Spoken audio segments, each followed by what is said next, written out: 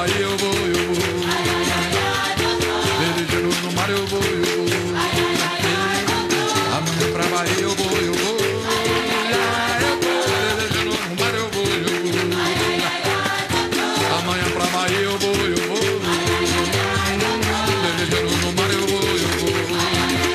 Eu vou amanhã pra Bahia eu vou. Eu vou amanhã velejar eu vou. Vou amanhã para Salvador eu vou. Vou amanhã pra Bahia eu vou. Eu vou velejando no mar eu vou. Eu vou amanhã pra Bahia eu vou. Eu vou velejando no mar eu vou. Eu vou velejando no mar eu vou. Velejando no mar eu vou. Eu vou pra Bahia amanhã. Velejando no mar eu vou. Amanhã pra Bahia eu vou. Amanhã velejar eu vou. Velejando no mar eu vou. Velejando no mar eu vou. Besto.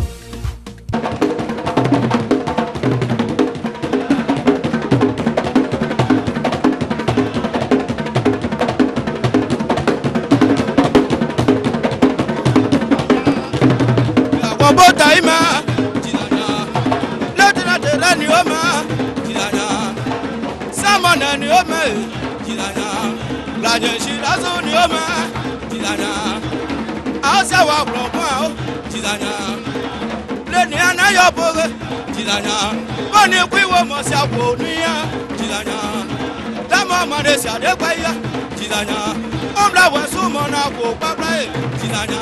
Mangro waya mogoda Tirana we agbo time Tirana agbama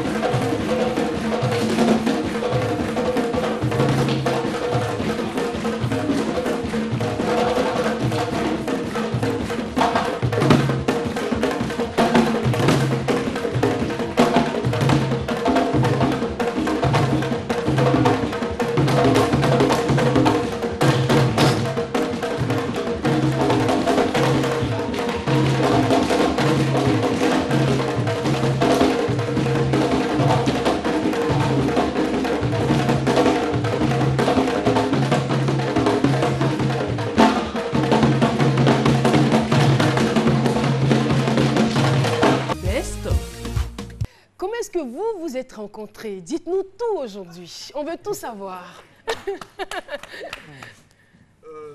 jour, j'étais au village et je l'ai vu et m'a plu. Ah. Et puis, dans sa famille, sa maman, tellement elle ne parlait pas. Elle respectait tellement son mari. Et puis, j'ai dit, tiens, cette fille-là, je l'aime. Et je suis allé chez elle. On est parti chez elle. Et quand elle nous accompagnait, je me suis attaché à elle et j'ai dit, tu vas aller à Abidjan?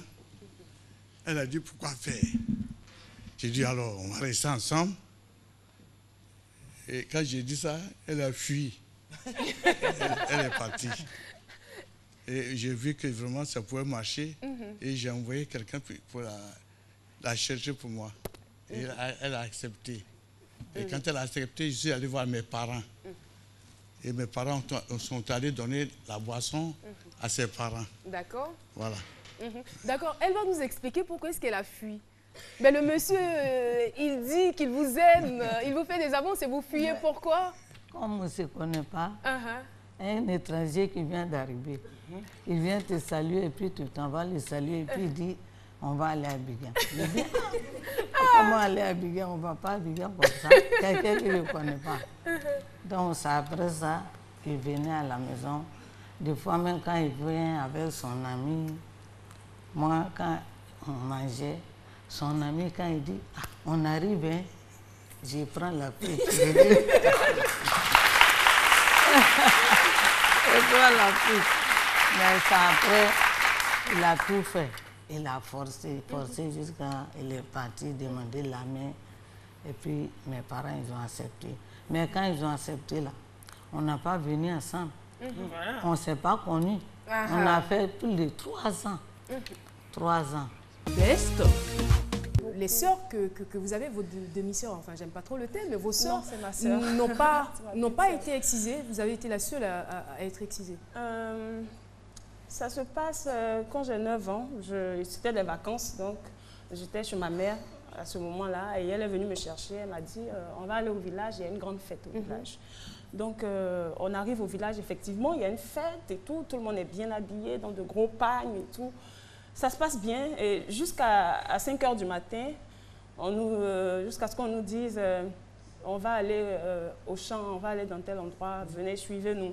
Donc, on suit les dames et on arrive quelque part dans une brousse. Et là-bas, on nous réunit et on nous prépare, on nous fait de la bonne nourriture et tout ça. On vous nourrit bien, vous êtes bien accueillis et tout ça. Jusqu'à ce que je vois une petite fille qui arrive avec sa maman en train de pleurer. Elle est en pleurs, elle est sur le dos de sa maman, elle est en pleurs. Mais je ne l'avais pas encore réalisé. Jusqu'à ce que mon tour arrive. Tout à fait. Voilà. Et si j'en juge aux larmes que je vois dans vos yeux, ça vous a vraiment marqué. Oui, ça vous a marqué, ça a laissé des traces. Et je veux savoir, qu'est-ce que quand vous faites l'association de toutes ces expériences que vous jugez mauvaises, qu'est-ce que cela a eu comme impact sur votre vie? Déjà, ça fait de moi une personne assez timide, assez renfermée, assez introvertie. Ça s'est même ressenti. Vous n'êtes pas aussi timide que ça, vous avez une Ah oui, parce que de venir sur le plateau de 5 minutes. C'est pas donné à tout le monde. Oui, c'est vrai, parce que justement, il y a eu un déclic. Il y a eu un déclic et ça a été votre émission. Best. J'arrive à Paris, donc je ne savais pas que ma destinée c'était ça. Pas de façon clandestine. Non, direct, légal. Légal, il rentre tranquillement. Et je suppose que vous devriez être quand même aux anges, c'est-à-dire que vous qui étiez déjà addict des baskets, vous arrivez dans le fief, dans le nid, des baskets. Mais Adam s'était perdu d'abord au départ. Adam s'est arrivé à Paris, il était carrément perdu dans le monde de la basket qui, lui, étant ici, était un chef. C'est-à-dire le chef, votre chef Adam, c'est arrivé, il était zéro. Il n'était personne en fait, dans le monde là-bas. Ouais, il était zéro. C'est un autre niveau quoi. Ici il était, bon, je ne veux pas dire le chef des gaous, mais bon, il était quand même le chef qui régnait. Ouais, quand Adam s'arrive en boîte, il va mettre quoi aujourd'hui, il arrive à Paris, croyant qu'il peut prendre une place. On dit non mais calme-toi frérot. Mais calme-toi. Ici déjà, vous aviez combien de paires de baskets déjà? Puisqu'on sait que à l'aéroport, il y a un certain nombre de, je sais pas, de kilos qu'il faut respecter. Ou bien c'est Avion Cargo qui a envoyé ça. Attends. Ici, quand je partais avec mes baskets à Paris, non, je suis pas parti avec des baskets. Tu sais, quand tu t'envoies déjà, les mecs qui sont venus déjà dans ma chambre, ils disent, mais c'est là-bas, ça se fabrique. Tu vas aller faire quoi avec ça? J'ai tout liquidé, frère. C'est du Garba. Tout le monde connaît le Garba. Et on a décidé pour tous ceux à qui le Garba a rendu service, d'organiser le festival du Garba. Le festival du Garba. Et à l'intérieur, c'est quoi le contenu, la particularité du festival du Garba? On mange Garba seulement. Venez manger le Garba sur toutes les formes. Mais on a l'habitude de manger déjà le Garba au quartier. Non, cette fois-ci, on se regroupe, c'est tous les mangeurs professionnels de Garba. Il y a une question de professionnalisme. Oui, parce que manger le Garba, c'est pas facile. Ça va être quoi, un concours ou on va... Bon, il aura un concours, évidemment, le concours du meilleur paumeur. Ok. De Garba. Oui. Et comment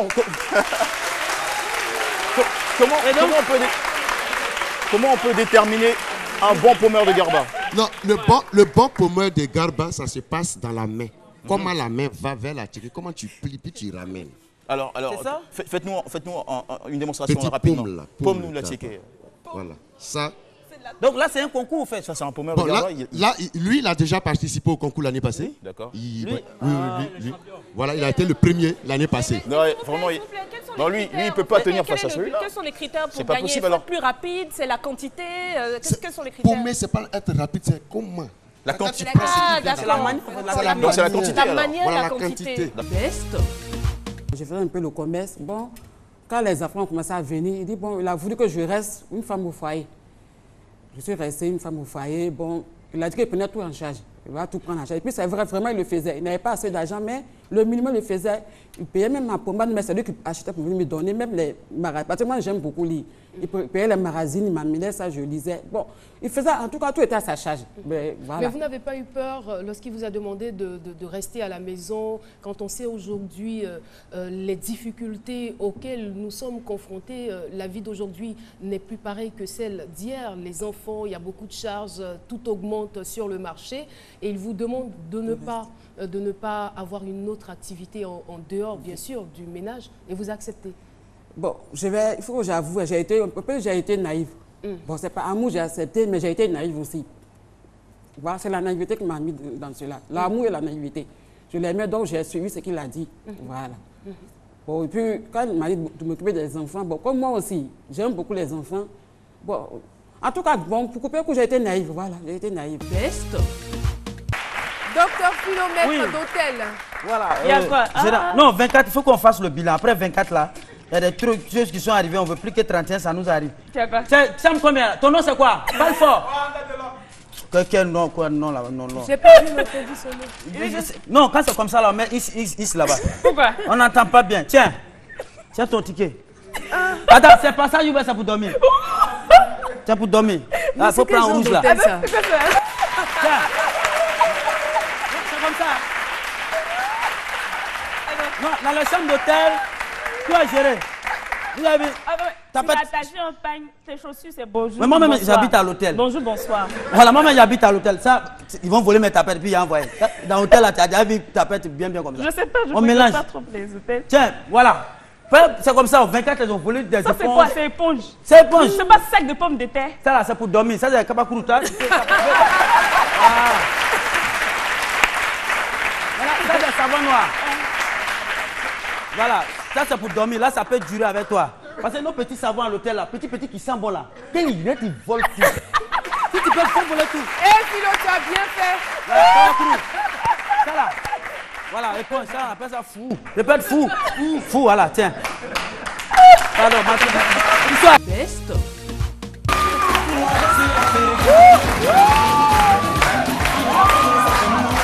Allô?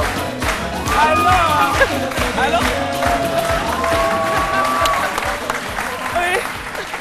Serge Beno. Eh, ok, j'ai pas encore fait mon challenge. Ah ouais? Hein? Ah non, on pas encore.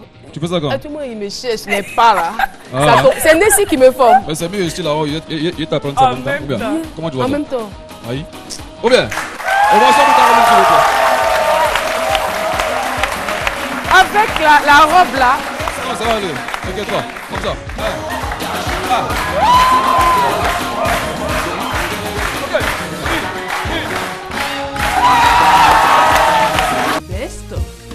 C'est vrai qu'on ne peut pas faire 45 ans, 50 ans de vie commune sans dispute. Comment est-ce que vous avez géré les différentes crises qui sont survenues au cours de votre mariage? En tout cas, nos problèmes se réglaient dans notre chambre. Pas à la place publique. Oui, pas à la place publique. On ne va pas voir quelqu'un dire il y a ça, il y a ça. Et on s'est étudié pendant 5 ans, de 65 à 70. Et quand j'ai vu qu'elle se comportait bien, moi aussi, je faisais tout pour la plaire. Et puis, je lui ai dit, putain, on va régulariser notre mariage. Et en 70, le 7 novembre 70, on a célébré notre mariage.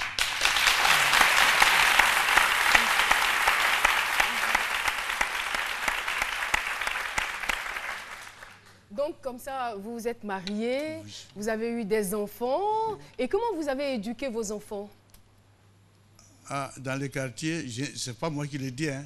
Quand je sors, mes voisins me demandent, mais comment toi tu as fait? Et puis tes enfants sont sérieux, ils ne sont pas voyous. Et à l'école, ils ont bien réussi, un peu réussi. Et puis il n'y a pas de choses. C'est ce que mes voisins me disent, c'est eux qui me demandent, comment tu as fait?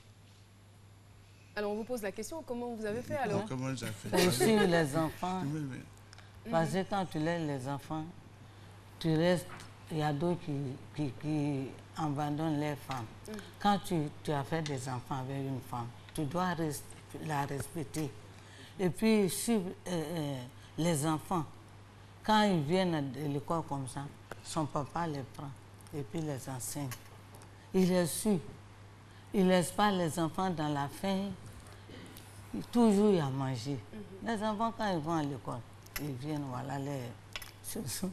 voilà leur papa, leur maman, ils sont contents. Ils mangent, après ils retournent à l'école. Alors qu'il y a d'autres familles, c'est pas ça. Maria, vous avez combien d'enfants au total? Moi, j'avais 2 enfants avant. Et avant avec elle, j'ai 8. Donc ça fait 10. Best.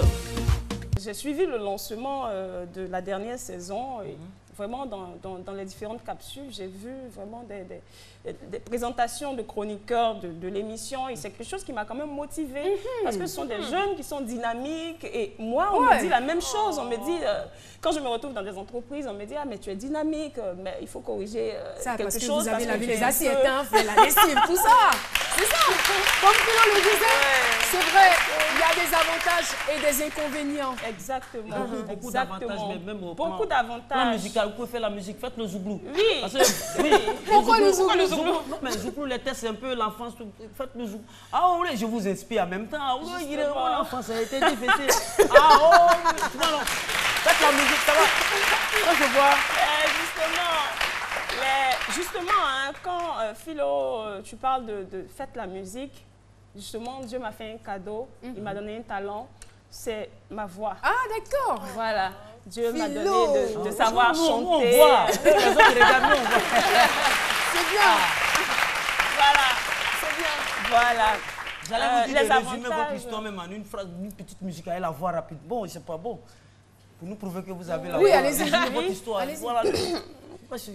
Non, je vais juste chanter une chanson pour dire combien Dieu est grand. Voilà. Ça fait chorale. Vos réalités... Hein, non. Bon. Ben, peut-être une autre fois. Best. Il y a beaucoup de bruit qui court. Comme quoi, les managers de boîtes sont des proxénètes. Beaucoup de choses sur les managers de boîtes de nuit. Est-ce que vous êtes réellement des proxénètes? Le proxénétisme, je pense que c'est rémunéré. Voilà. Moi, je n'ai pas besoin de ça. Ok. Donc, des gens peuvent aller en boîte de nuit, ils peuvent voir une fille. Ok. Ils peuvent voir une fille. Ok. La fille lui plaît. Il peut se dire que le propriétaire ou le manager de la boîte connaît bien la fille. Donc lui, au lieu d'aller directement vers la fille, il peut passer par le mec pour les mettre en contact. Juste le contact et tout ça. Et puis après, lui, il gère son business. Juste le contact. Juste le contact. Alors que le proxénète, lui, il fait tout pour amener la fille dans le lit du monsieur. Okay? Et il est rémunéré pour ça. D'accord. Je pense que c'est ça. Donc, on ne dirait pas que les managers... Bon, peut-être qu'il y en a qui peuvent le faire, hein, mais moi... je ne pense pas que ce soit ça le boulot, quoi, franchement. Je ne pourrais pas venir voir Chico sans parler d'Ismaël Isaac, puisque Chico fait partie du staff d'Ismaël Isaac et Chico était présent le jour de l'accident d'Ismaël Isaac. Est-ce que Chico peut nous dire un peu ce qui s'est passé? Je bosse avec Ismo en freelance. Et le jour de l'accident, on était à Yamoussoukro. Et il devait honorer aussi un spectacle ici à Abidjan à 14h. Donc on a quitté Yamoussoukro, on se suivait, nos 2 véhicules se suivaient.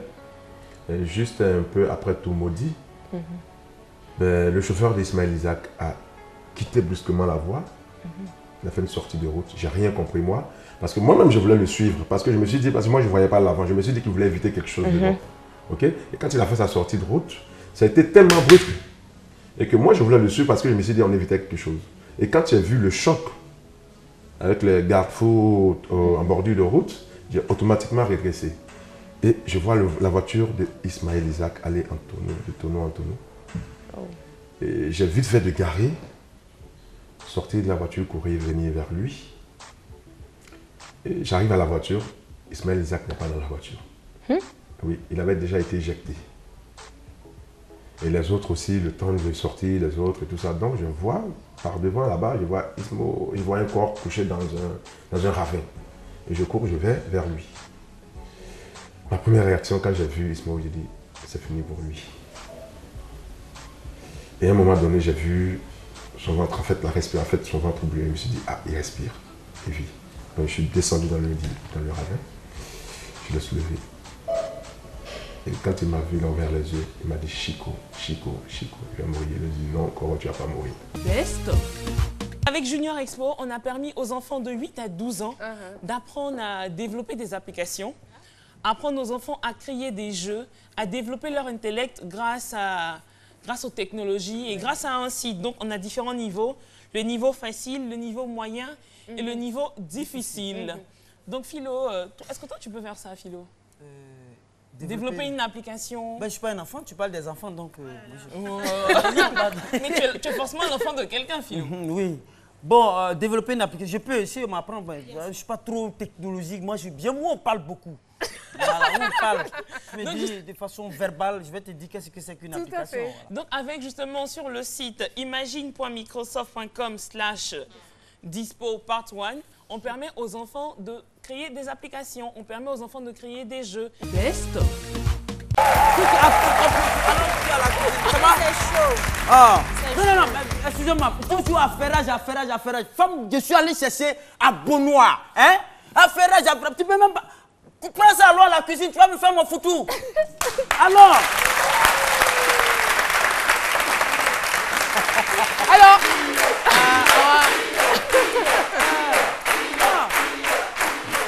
Alors, Philo, femme ne peut pas faire foutu. Il va falloir que tu nous expliques ce qui se passe. Non, au fait... Elle représente quoi pour toi, cette femme? Ça, c'est mon épouse légale. Ah, d'accord. C'est mon épouse légale. Au fait, apparemment, tu es allé la chercher au village. Hein. Ah, Benoît. Benoît, ça va? Je viens de... On dit, c'est pas faire foutu, c'est pas préparé. Tu sais pas foutu, non? Ntunyo. Flingo, tunyo, glondonia. Ben, voilà. Donc, moi-même, j'ai tout. Voilà ça. Ça, là, quand tu la vends, même, tu sais, elle n'a pas envie de faire travail là. Faut que ça se fait foutu là, elle va faire. Maintenant que là est bien cuit, il faut. Ça prend combien de temps? Ça va pas durer. Ça va pas durer. Tiens. C'est bon maintenant. Attends, faut montrer aux chaque femme comme toi, elle peut faire foutu. Tu as compris? Pile-toi toi-même. Parce que le foutu a même temps. J'ai compris. Attends. Quand on fait foutu là, c'est quelle couleur? C'est pas la même chose là. Pile-toi. Alors, pile-toi même. Montre aux gens que tu peux faire du foutu. Voilà. Au-delà de la ferraille, il y a aussi une autre corporation culinaire que tu disposes. Alors, Philo. Oui. En tout cas, on te remercie pour ta trouvaille. Hein. Elle s'appelle comment? Quel est son nom de village? Bon, en fait, au village, on l'appelait Guessois. Guessois, voilà.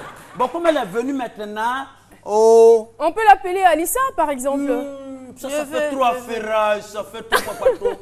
Je préfère Guessois, non? Best. Qu'est-ce qui vous passionnait exactement, concrètement, dans la conduite? Bon, dans la conduite, c'est... Certainement que papa vous a marqué par sa façon de conduire. Est-ce qu'il était un chauffeur hors pair? Oui, c'était un chauffeur professionnel. Parce que étant au volant, il était tout en souriant. Il faisait le travail avec joie. Il était sûr de lui-même. Il me dit, je sais conduire. Je suis un chauffeur. Tout en souriant, quoi. Donc, ça. Et vous, la petite Zénab, vous étiez petite à l'époque, donc vous dites, vraiment, si papa fait son travail avec une telle passion, c'est que c'est un bon travail, donc il faut que je devienne chauffeur de taxi. Et ça a été quoi le processus pour y arriver? Bon, j'ai passé mon permis, je suis allée dans une auto-école. Quand j'ai eu le permis, je suis allée tout de suite dans une gare de Woro à Derewaf. Donc je voulais tout de suite être chauffeur, donc je les ai présenté mon permis en disant que je vais être chauffeur. Donc, ils ne m'ont pas pris au sérieux. Donc, ils m'ont demandé tout de suite d'aller faire la photocopie du permis. Je leur ai dit qu'il y a des ASA ici. Donc, il y avait des ASA ici.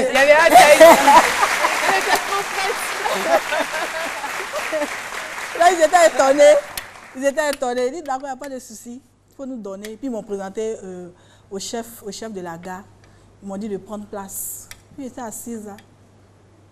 Il m'a dit, bon, voici comment ça se passe, voici comment ça se passe, voici comment... Il n'y a pas de problème. Je suis restée là toute la journée. Et c'est comme ça, chaque matin, j'étais là de 6h jusqu'à 23h. Au bout d'un mois, je suis tout de suite conduite. Et vous avez commencé par le Woro Woro? Oui, 5 mois. 5 mois de Woro Woro oui. Avant d'opter pour le taxi. Oui. Best. Qu'est-ce que la familiarité pour vous? On dit quoi, les amis? Tu vas bien? C'est comment? Exactement, voilà.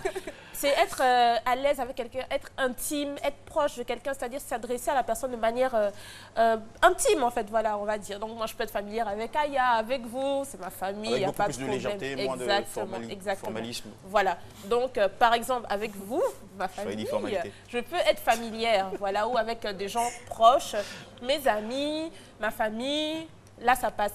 Mais il y a plusieurs cas où la familiarité doit être exclue quand même. Voilà. Bon, déjà, je vais prendre exemple numéro 1. Dans le cadre professionnel, franchement, évitons les familiarités inutiles, moi je dirais. Surtout envers les jeunes, les femmes plus jeunes, les gens plus âgés et ton supérieur hiérarchique. Qu'est-ce que tu appelles formalité? Enfin, familiarité inutile. Inutile, par exemple, déjà, blaguer tout le temps, ça ne sert à rien. Ou alors, je remarque des fois dans les bureaux, on veut être tellement à l'aise avec tout le monde, quelqu'un peut-être de plus âgé quand il va venir, « Eh, ma petite, comment? Ah, tu es bien ?» Va plus bas, s'il te plaît, va plus bas. Non, mais toi, d'accord. Donc, voilà, déjà, appeler des gens plus jeunes, ma petite, ma fille, dans un cas professionnel, ça peut être une technique d'approche. Chérie, voilà. Mais justement, mais une technique d'approche. Alors, est-ce que j'ai été maladroit lorsque je vous ai introduit en début d'émission? En disant ma chérie. Non, toi tu peux être familier avec nous. Ça, c'est la familiarité utile. Ça, c'est la familiarité distinguée, prestigieuse, s'il vous plaît. Voilà. Alors, juste prends tes points. Et je remarque quelque chose mais qui me hérisse les poils. La dernière fois, je suis assise quelque part, j'étais de dos. Je suis sûre que vous allez être d'accord avec moi. Il y a quelqu'un qui arrive par derrière. « Hé, ma chérie, ça comment tu t'appelles comment ?» Mais on se connaît où? Nulle part. On a grandi ensemble, non. Comme on dit, on n'a pas élevé les poules ensemble. Donc pourquoi tu m'appelles ma chérie? Mais souvent, ou bien s'il te plaît, s'il te plaît. Peut-être que tu souriais trop aussi. Il y a des gens qui voient que tu souris trop là. Ils pensent que bon. Je dis que j'étais de dos. Quand vous ne connaissez pas quelqu'un, les s'il te plaît, ma chérie, comment on dit?